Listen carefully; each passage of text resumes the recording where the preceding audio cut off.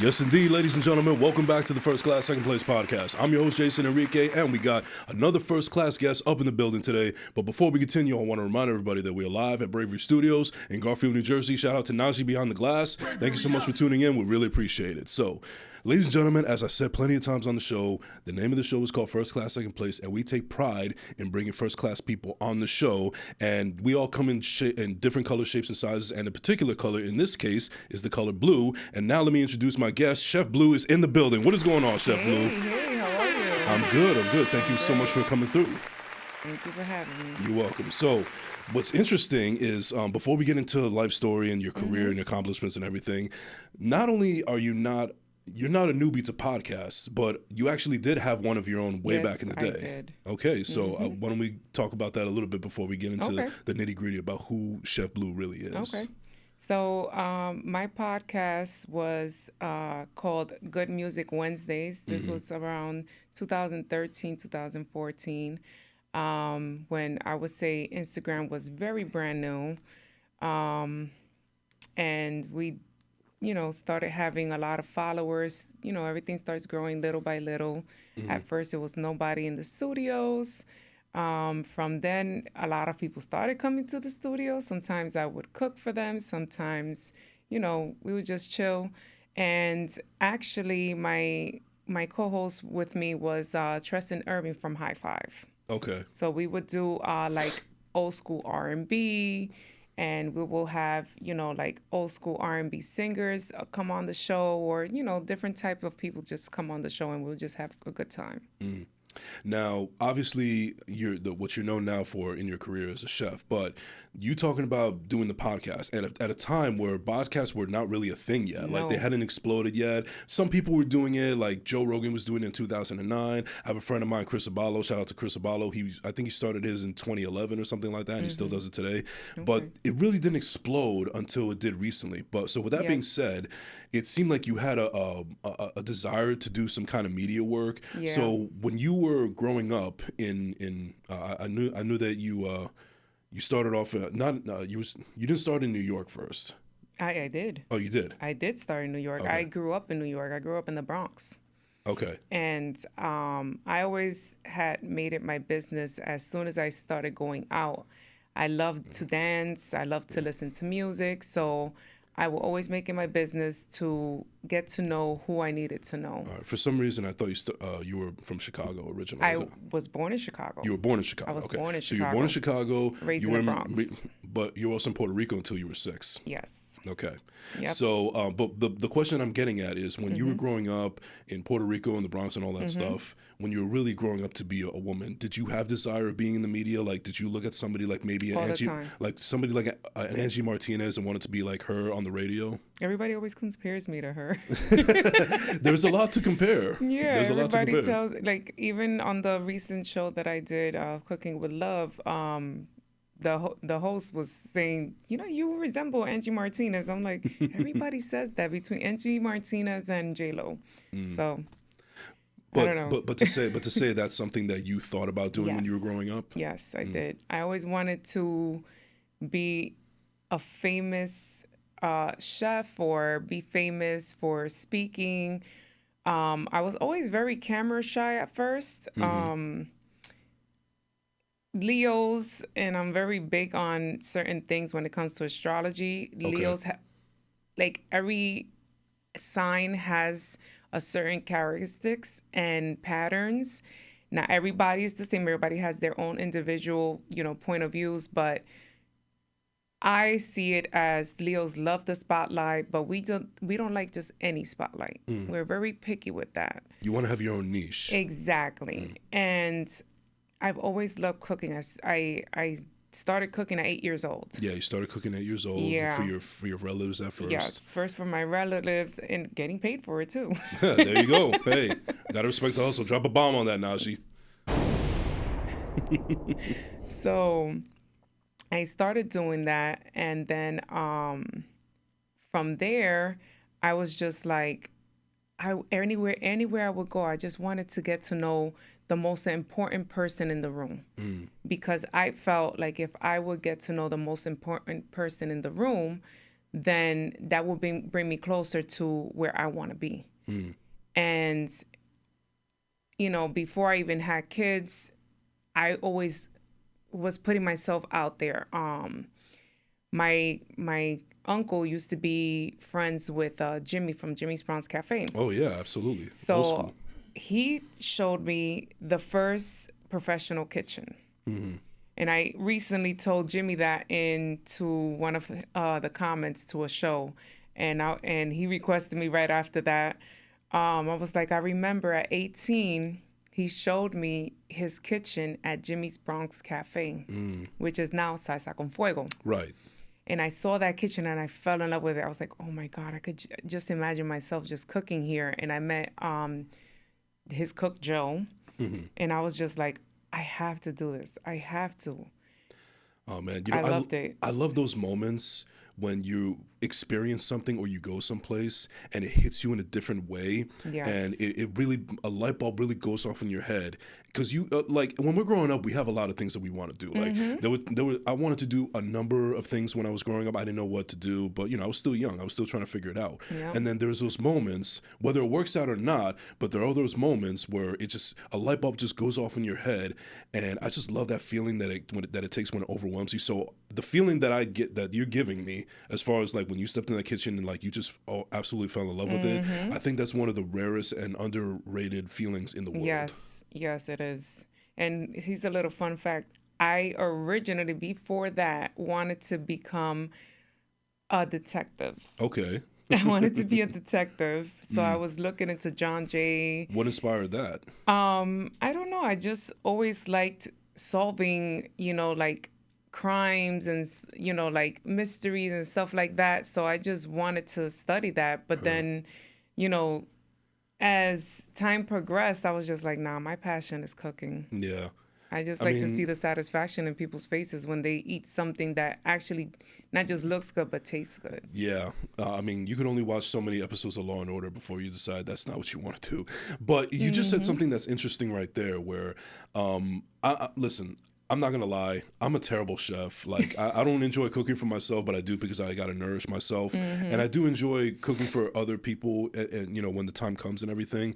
But what I found interesting, and I don't even know if this is scientifically proven or you could say it's scientifically proven, but when a food is made from somebody else, like I can make a plate of chicken with rice and something, and then you can make the same thing, but the fact that you made it for somebody else is always going to taste different than how you prepared it for yourself. Correct. And I've always found that very fascinating. I don't know why. For some reason, like if I cook for myself now, after being, a little more professional, I actually cook for myself the same way I cook for other people.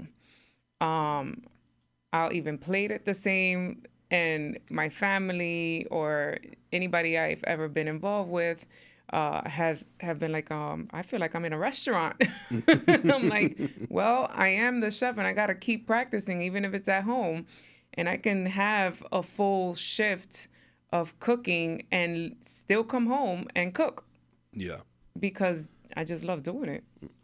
And when you started getting into the hospitality business, because I started there as well. I was doing some bartending for a while. I did that. I've waited tables. I've done the whole thing. And to be honest with you, it's not my thing. It's just it just didn't work out for me. I think I'm a shitty waiter. I think I'm a better bartender, but it's not a lifestyle that I really want to continue doing.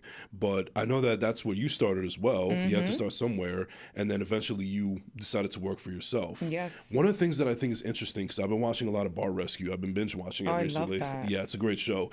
And because I have experience in hospitality, but I worked for a lot of corporate places, Okay. I look at some of these people, these mom and pop places, self-owners, independent owners, and they fuck up on so many directions. And I think because I have the corporate training, I wouldn't do half of the things that they messed up on. Now, I don't know anything about books. I don't know about numbers. I'm not business minded like that.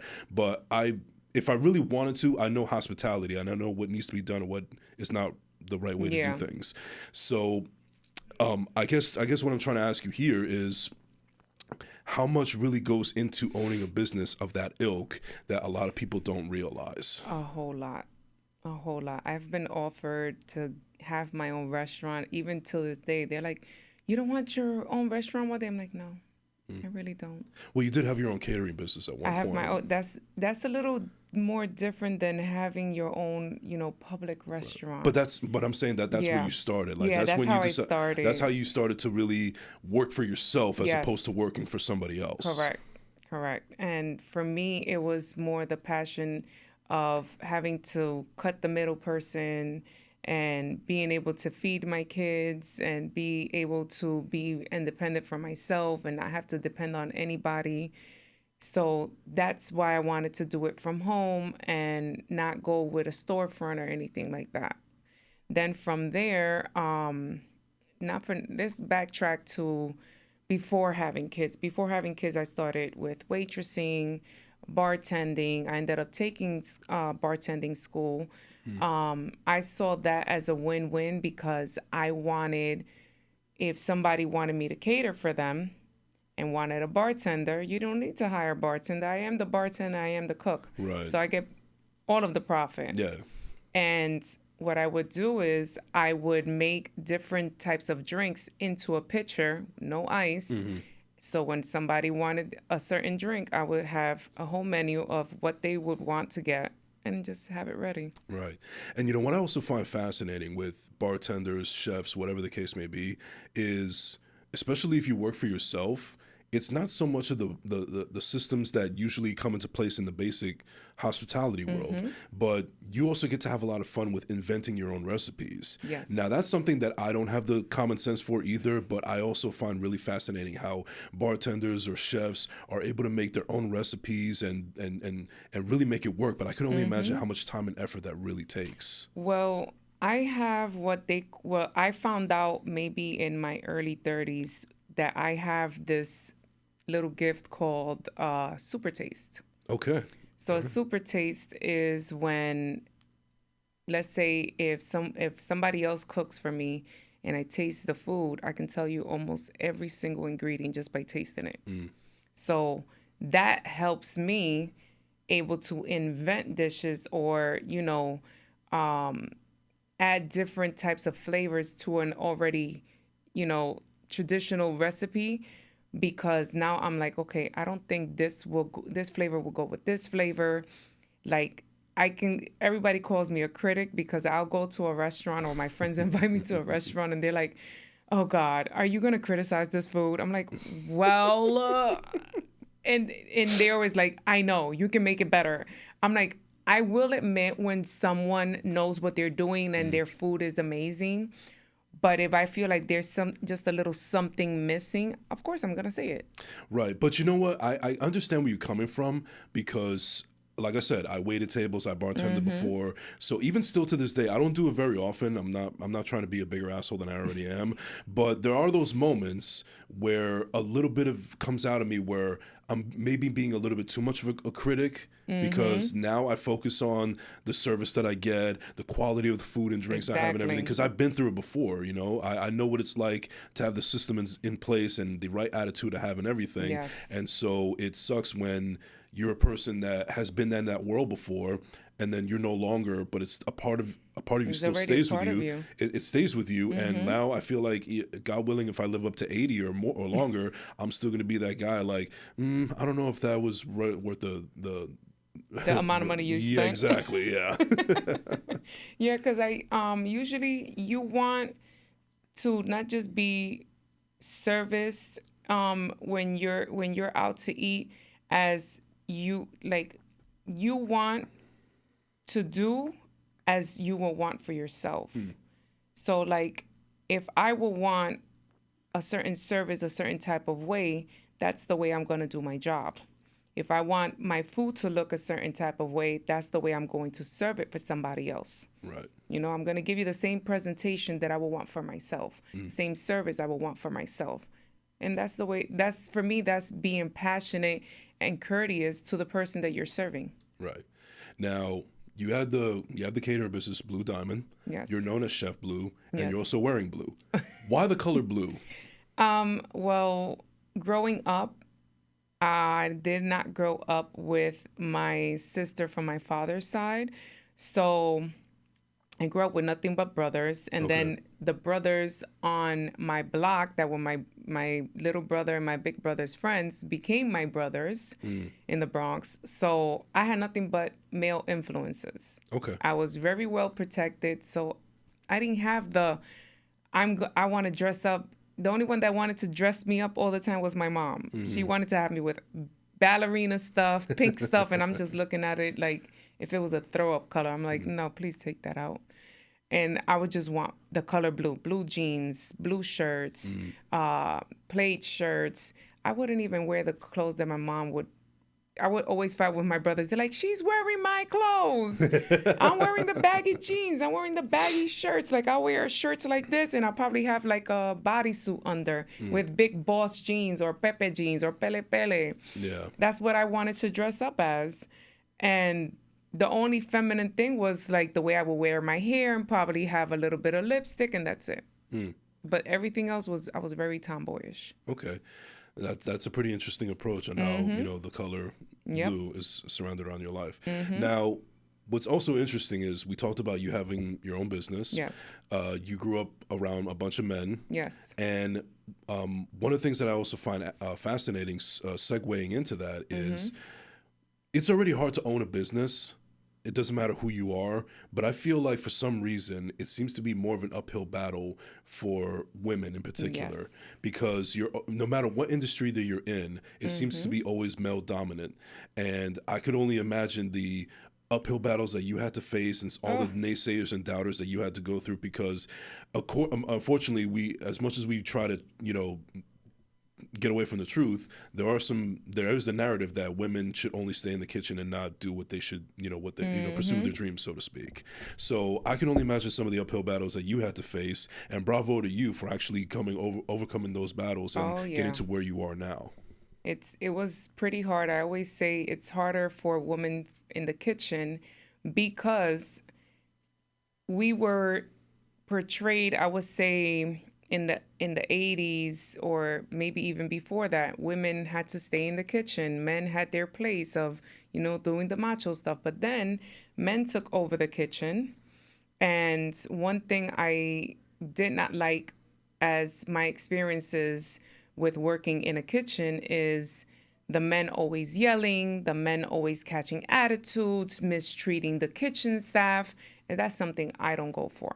Yeah, and I was going to ask about that because one of the things that I am a proponent of on this show, no matter who I bring on the show, is I'm a mental health advocate. Okay. And one of the things that I noticed is that there's a lot of chefs out there, men or women or whatever the case may be, where there's kind of a stigma, for lack of a better term. Like some of the best chefs out there in the world, they're all like tatted up, they have anger issues, they have this, they have that. They're always living life on the edge. Yes. What is it about the lifestyle of a chef that draws them to have that kind of mentality, whether built for success or eventually lead into failure for some? I think the majority of them are like that because of how fast you have to get things out, how busy it is, working under pressure. And I guess they decided to have that type of mentality to be tough with everyone so they can have everything done right. But I don't think you need to be tough. Just be stern, say exactly how you want things done, how you want things plated, and just have a timely manner, and that's it. Get the food out as soon as you can, but also don't get it out too fast because then they're going to think, you're not cooking stuff from scratch. And I'm very big on cooking from scratch. Like I'll pre-prep a whole bunch of stuff and, portion out everything so we can just go in, heat it up, take it out, make sure everything is plated correctly, and that's it. But as of, I would say, the past 5-6 years, I've had the pleasure of running, I would say, about 3 to 4 kitchens, all men staff. I was the only female. At my first one, I was like, oh, I don't know how these men are going to react to taking orders from a woman. And I would always start, being very shy and all that stuff. And I'm not a shy person, but I would come into the kitchen trying to feel everybody's energy, trying to see how, how they think, how they do their work. And once I started noticing, these men that were working under me, they don't want to be treated as how the chefs that are aggressive and talking to them in a nasty way were doing. Once we got to know each other and learned each other's respect and energy, they didn't mind taking orders from me. It's yes, chef, yes, chef, yes, chef. I love the way you're doing things. I've even had them my team come up to me. At first, I thought, you were going to be a weak woman. I thought you were, not going to know what you were doing. And after, I would say, a month or two working with me, they're like, I give it to you. You keep taking it and you keep putting your foot in there and you start running things the way you want to. And as long as people listen, by all means, everything's going to run smoothly. Round of applause. Round of applause. Yep. Yeah, well, I commend you for that. And it's actually a nice way that you put it in perspective where, unfortunately, it just comes with the territory where there's a lot of pressure that they're under when they're working and stuff like that, and then afterwards it seeps over into their personal lives. It just transforms into a whole lifestyle, and it's something that I've really noticed because unfortunately I could be a very observant person, and I noticed that this is like hot personalities that these guys have. And what I also think hasn't made it any easier is you have all of these glorified TV shows now where everything is a competition. Yes. The big hot-headed chef is like the star and everything. And I'm thinking to myself, cooking's supposed to be a great thing. It's like it's the greatest thing that you could do for somebody, and here you are just turning it and making it into a sin. Yeah, cooking shouldn't have to feel like boot camp. That's exactly how they make you feel, and not for nothing. There was a long time that I stopped working in restaurants because of it. Once I started seeing how I was being treated when I wasn't running the kitchen, I'm like, yeah, I'm not taking this. I don't care how much you're trying to pay me. It's not worth the headache. It's not worth my mental health. And it's taking away from my passion. Right. I don't like cooking when I'm feeling a certain type of way. I want to be in a good mood. I want to be feeling creative. I want to feel the passion. And if I'm not feeling it, my food is not going to come out good. Right. And, to kind of give a little bit of a story. So as I mentioned, I used to work in a restaurant as well. I remember there was an executive chef and a sous chef. I'm not going to mention their names in case they watch the show. And one of them is not very flattering. So I heard this through the grapevine that the sous chef actually got fired because of his hot temperament attitude, that he actually slammed somebody against the wall, and that led to his termination. And the other guy, the executive chef, totally nice guy, calm, cool, collected. I'll never forget one day in the kitchen he said, "Man, we're not curing cancer or anything. We're just making pasta." Exactly. And I'm like, why can't more chefs have this kind of mentality? Yes. I think as you create a great work environment, you work better. You can even work faster. If you have things in order and everybody's doing their own job, it's going to run very smoothly. But if you're yelling at people and they're feeling disrespected, they're not going to want to be there for too long. Right. They're not. I've gotten plenty of complaints of places that I've taken over, and they're like, "Oh, the chef before you did this and this and this and this and that." I said, "Well, I'm not doing it that way. It's gonna run this way, as long as nobody gets disrespected and everybody's doing their job and everything's going to run smoothly. If not, what's the point?" Yeah. There's something that you said a while back that I want to repeat to you, and I want to get a little bit more in depth of what you meant by it. You said once, "I always like learning the hard way because not only do you build character and great work ethic, but you also learn what school does not teach you." Yes. What did they teach? What did you learn that they were not able to teach you in school? Okay, so in school, everything is precise. Down to how many inches something has to be diced or cut, weighed.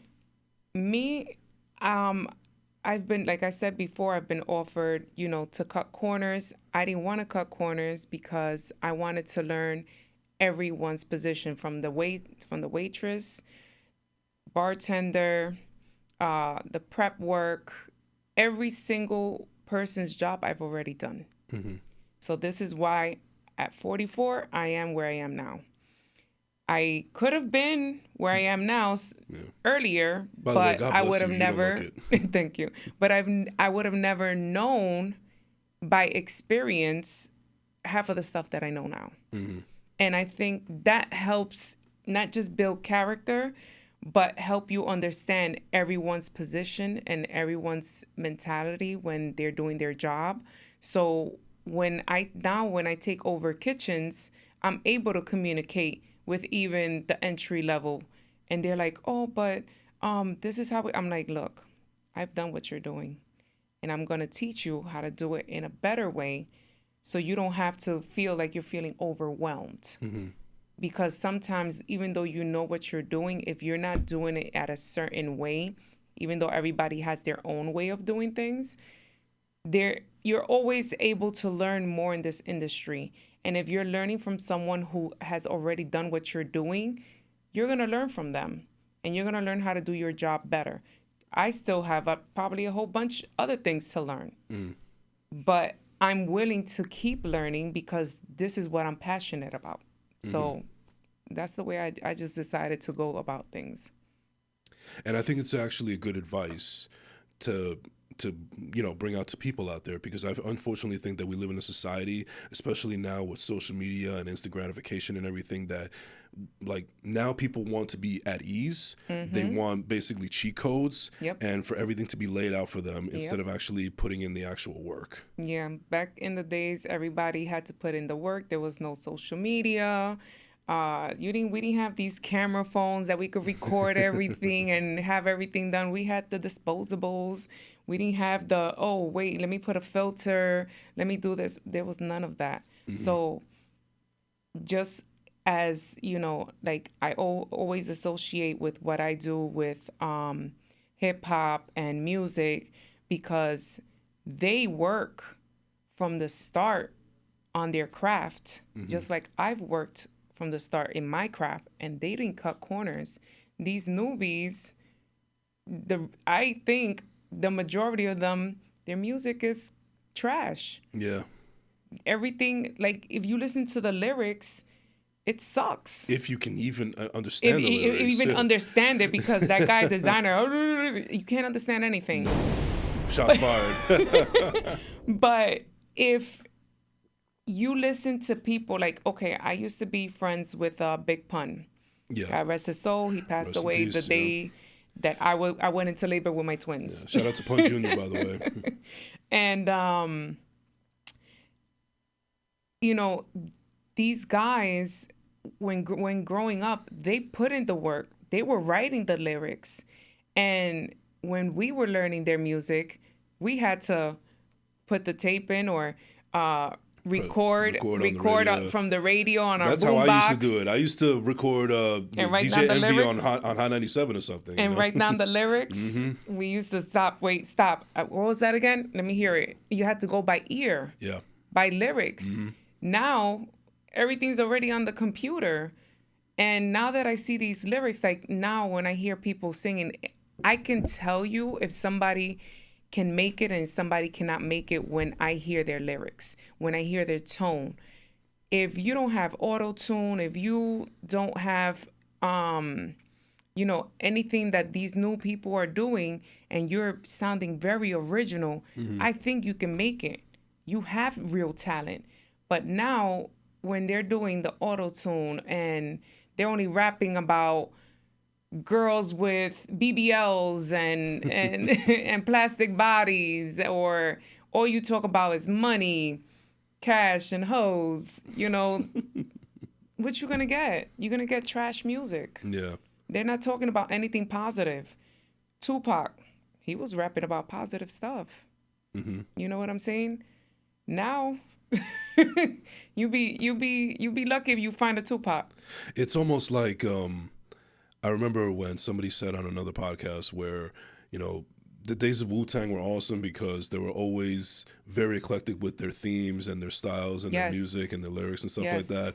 And, like comic books, like, Method Man would read Johnny Blaze, the Ghost Rider. You had Iron Man as Ghostface Killer, this, that, and the third. Like, it was a lot more diverse. Yes. Nowadays, it's just more about the trap. I don't mind the drill beats, but I can't get into it. Like, I like it because it's danceable. But for me, the lyrics suck. I mean, if a couple of drinks to me, fine, but like, I guess because my kids are in their 20s, you know, they got me into all this stuff, and now I hear it all the time. It's unavoidable, but unless it's coming with some good lyrics, it's just trash to me. yeah, no, I understand where you're coming from. But getting back into Cooking. yeah, because I don't know if you're gonna spit a freestyle or anything like that, because you look like you're about to do that. No, I'm not getting into that part of my life. Okay. Oh, but there was once upon a time. Not rapping, but singing. Okay, all right. But you know what? That falls into line that you've always wanted to do something to, like you said, you wanted to be put in the spotlight, but something that you were passionate about. Yes. So I don't know. I guess out of curiosity, because the thing is, I do a podcast and I'm also an actor as well. Okay. But the thing is that it took me a long time to actually get comfortable in front of a camera and in front of a microphone. I was extremely shy. I didn't want all that attention on me. Yeah. So I guess like, what kind of like brought you out of your shell, so to speak? Because the reason I say that is because not only are you a chef and a good one at that, but it's not that like one day you'll be in the kitchen and then the next day you'll be in a music video with Graf. So it's like you won't be kept in a box. No, I'm not. I am a person of many hats. Yeah. That's funny. He mentioned Graf. I was just talking to him about, you know, he wants to redo that video. But yeah, like I like Graf because, you know, his lyrics are authentic. It brings me back to the days we used to do ciphers and, you know. I was definitely a Graf fan back in the MySpace days, that's for sure. I didn't even know about him until recently. Somebody yeah. Well, I used to listen to a lot of K Slay back in the day. Rest in peace to K Slay, and he was on his mixtapes a lot and stuff like that. Okay.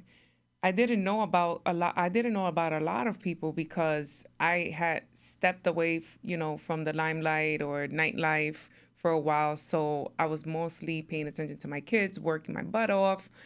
But now that I started coming back into the light, I learned about his music and I was just like, wow, okay. It sounds really good. I like the sound. I like the lyrics. It sounds very authentic. I love it. Mm-hmm. And this is the type of music that we need coming back. Even if it's a new polished look, keep the authenticity of this music. Just like now people are cutting corners with cooking. Mm-hmm. They're, you know, probably using Beyond Meat. Oh, God. The Beyond Meat is killing me. Shots fired. Give me either you're going to eat real meat or you're not. You're going to go and call something like, let's say, okay, cauliflower wings. Where's the wing? It's just cauliflower with buffalo sauce. That's all it is. That's all it is. Don't call, you know, something that's not meat. like Beyond burger meat. Yeah. It's just vegetables. Impossible burger. It's impossible to be meat. Like, if you're going to eat it, come on. It's possible for me to eat that shit. Yeah. If I'm going to eat meat, I'm going to eat meat. If not, I'm just going to keep eating like vegetables. I want raw vegetables or cooked vegetables. You know, it's better to eat something that's natural than unnatural. I feel like even though you're describing that as food, I think that you mean it from a deeper meaning from just all walks of life. Yes, with a little bit of everything. Like, I want everything to be authentic. Mm-hmm. I don't want anything to be fake. Something that I take great pride in is not being fake. And I'm like that with my relationships, my friends. I try to be as passionate as I can, sometimes to a fault. I can admit to my own flaws. As I'm growing older, I'm, you know, starting to mature and learn from my past mistakes. I'm still, you know, a growing flower. Yeah. Well, as a growing flower, and we all know that, you know, things are always about a balance, you know, good and bad, trials and tribulations, all that. Can you tell me a time And eventually we'll get into your accomplishments and so on and so forth. But for anybody out there that may be inspired and want to hear more about your story, can you explain maybe a time where maybe you were probably at your lowest point in your career and some of the trials and tribulations that you had to go through that eventually led to you getting out to where you needed to be on top? Okay, so not last year, year before last, my mom ended getting cancer, stomach cancer. She had stage 3, and I was basically by myself taking care of her. I was working 2 full-time jobs that I ended up quitting one first, and then I quitting the other. Put myself in a very deep financial hole, but some way, somehow, God kept helping me at the last minute, and I just kept going. And I, again, went away from the limelight, and I just started thinking, what am I going to do next? What's going to happen? I don't know if my mom is going to survive, but I had to keep, her faith up, because she's like, oh, I don't know how I'm going to do this. And I'm like, if I beat it 4 times, you can beat it. Okay? I used to have leukemia. I had leukemia 4 Twice times. or 4 times? 4 times. The last time was actually a year before her. When she got it, she was diagnosed around April. She ended up getting surgery, chemo. Then first it was chemo, then surgery, then back to chemo. Then she beat it. So thank God for that. And once she beat it, and I saw that, she was gonna be able to be good on her own, not just on her own because my daughter lives with her, but that I didn't have to be as present and take her to every single appointment. And, she was off the chemo and she was able, to do some things on her own. I started going back to work, looking for work, going back into the limelight little by little. And I would say last year, was it last year? The year before that, I started working for an influencer. From there, I went into working for the Chelsea House in Manhattan, downtown. And from there, the ball just started rolling little by little. And it was always me keeping faith in God and being strong. Doesn't matter how much I cried, how much I hated things.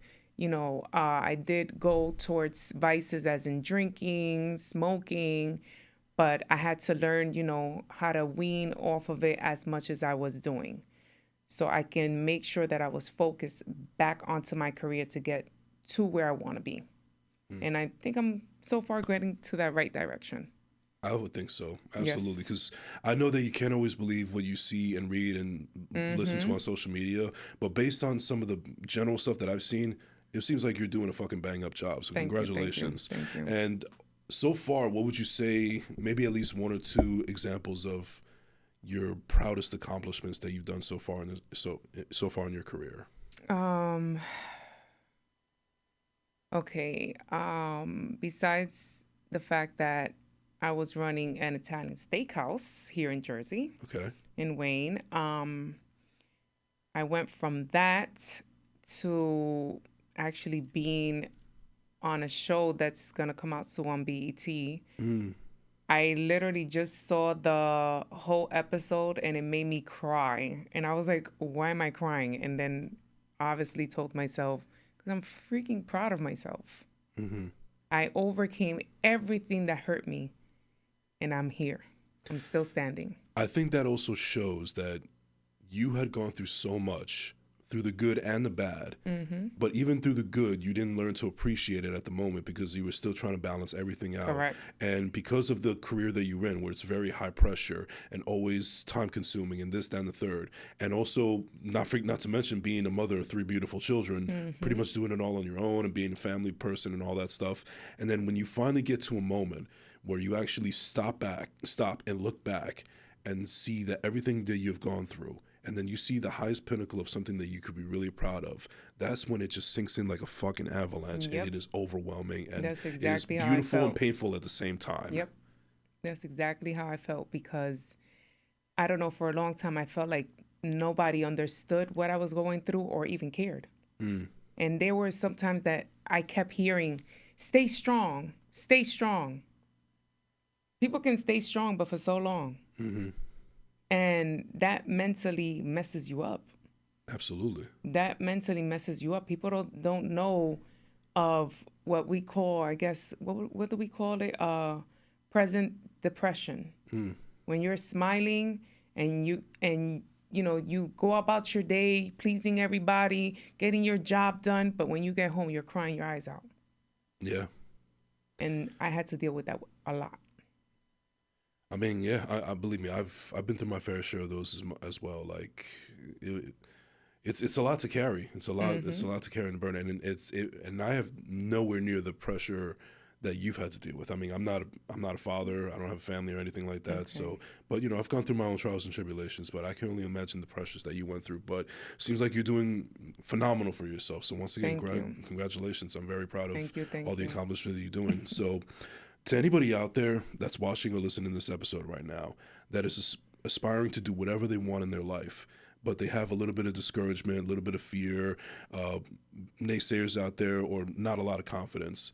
To anybody that has listened to your story now and want to continue knowing more about you in the future, what would you say to those people that are listening and watching right now? I would say just keep going regardless. If you think you can't keep going, just keep going. Even if you're stressed out, keep going. You give up, you're not gonna get any type of result. You will get results if you keep going, even when you're scared, you're afraid of failure. But without failure, you're not gonna know if you're gonna get anywhere. You're not gonna know if you're gonna get anywhere. I've failed many times, and many times I've gotten my butt right back up and kept going. As long as you keep going and you have faith in God, He ain't gonna fail you. Boom. Amen. So what is on the horizon next for Chef Blue? I mean, you got a lot of things going on here and there, but let the people know what's going on coming up. So I just finished doing a cooking show with Chef Simpson for Cooking with Love. It's coming out on BET, and it just came out on the Caribbean in-flight entertainment, like the flights that go down to Jamaica. Okay. And we are trying to cook up some women, sexy but decent looking, comfortable chef uniforms. I have literally gone last minute to go look for a chef coat because of last minute bookings, and only find stuff for men or stuff that is too heavy or doesn't even feel comfortable. It's not flattering. One thing that has helped me has also been my looks, and being the fact that you get a pretty chef, you need to have a good looking chef coat, good looking pants, and be comfortable. I can't be comfortable in something that I feel boxy in. If I'm gonna have this, pretty chef look, I have to look pretty and be comfortable with it. Right, you got to be presentable. Yes, I have to be presentable. I recently just won second place as Patterson's best chef, I guess, or cook-off. Okay. And as soon as everything was done with, all the audience and people that came to check out the food were like, "You're so pretty. You're such a pretty chef. I love your coat." And I'm like, this is exactly why I want to do it. Wow. I want to do it because there's plenty of beautiful women chefs out there, and they have to stick to what is only available online, and the most that they'll alter is putting their name on a men's coat, or probably get what Chef Works does, which is the coats that have the silhouette, but it's still too regular for me. Gotcha. I want to have something that's different, that is going to show everyone's personality on their uniform. And where can people support your business and so on and so forth? Oh, yes. I'm asking you. Oh, yeah. Well, a lot of them. Actually, Chef Simpson is also thinking about investing into this. Okay. So we don't just want to do the uniforms. They want to do, like chef bags, like for the knife sets, chef hats, maybe spatulas, stuff like that. Anything that has to do with you being a private chef, you're most likely going to be able to get it from me. Okay. Any particular establishments you are working with right now? Right now, I'm working at Royal Fusion in the Bronx. Okay. The majority is a Spanish menu that I just finished putting together with a few Caribbean and African spices. Nice. Yes. Love that. That sounds amazing. I might have to go. I might have to check it out one day. Oh, yes. All right. Well, we're pressed for time, and I wish we could continue this. I feel like this not all the time has gone by, but I just have one final segment before we get into it. I just want to say, Chef Lou, that I really appreciate you coming through on the show, sharing your story, and talking with the audience, and so on and so forth. Especially such last minute. This came out very last minute, and you came in clutch, and I really appreciate that. And I really enjoyed meeting you and getting to know more about you. And thank you for coming through. I really appreciate it. No problem. Thank you for having me. All right. So, like I said, we have one more final segment. So, ladies and gentlemen, it's now time for everybody's favorite segment. This is called This or That. If you've never seen the show before, what happens is I will ask my guest here multiple choice questions. No right or wrong answers, just what you like best. Okay. It'll give the opportunity, a chance of the audience to know more about you and also have just a little fun with it. Just, end the episode on a nice positive note. No problem. All right. So, are you ready, Najee? Are you ready, Chef? Yes. All right. Yes, Chef. All right. Ladies and gentlemen, here we go for This or That. You, Miss Chef Blue. Playlist or podcast? Playlist. Okay. Slides or Crocs? Slides. I love seeing that reaction from people. Yeah, because Crocs, ugh. A lot of chefs wear them, though. I hate them. No. Beach or pool? Beach. Dogs or cats? None. Are you allergic? No, I just not an fan. animal person. Oh, all right. Are you an early bird or a night owl? Night owl. Instagram or TikTok? Instagram. To give or to receive? To give. Introvert or extrovert? Both. Batman or Superman? Superman. Iron Man or Captain America? Iron Man. Mofongo or Mangu? Mango. Are you glass half empty or glass half full? Glass half full. Would you rather be embarrassed or be afraid? Be embarrassed. Would you rather be too hot or be too cold? Be too hot. Do you prefer the window seat or the aisle seat? The aisle seat. Are you book smart or street smart? Street smart. Reading or writing? Writing. Cardio or weights? Cardio. Dancing or karaoke? Dancing. Food truck or bodega? Food truck. Drama or comedy? Comedy. Ice water or room temperature? Ice water. And then finally, teamwork or solo project? Teamwork. Teamwork makes the dream work. Ladies and gentlemen, that is going to do it for this or that. That is going to do it for this episode of First Class, Second Place. Thank you to my lovely guest, Chef Blue, for coming through. Is there anybody you want to give a shout out to really quick before we close out? Shout out to my mama and my kids. And where can they find you on social media real quick? You can find me at Chef Blue with 2 underscores. Okay. And thank you so much for coming through. Really appreciate it. And I can't wait to check out some of your recipes in the future. You already know. Thank you very much. And ladies and gentlemen, you can find me at I am Jason Enrique on all social media platforms. Don't forget to like and subscribe on YouTube at Jason Enrique. Thank you so much for tuning in. We will see you next week. This has been the First Class, Second Place podcast. We out.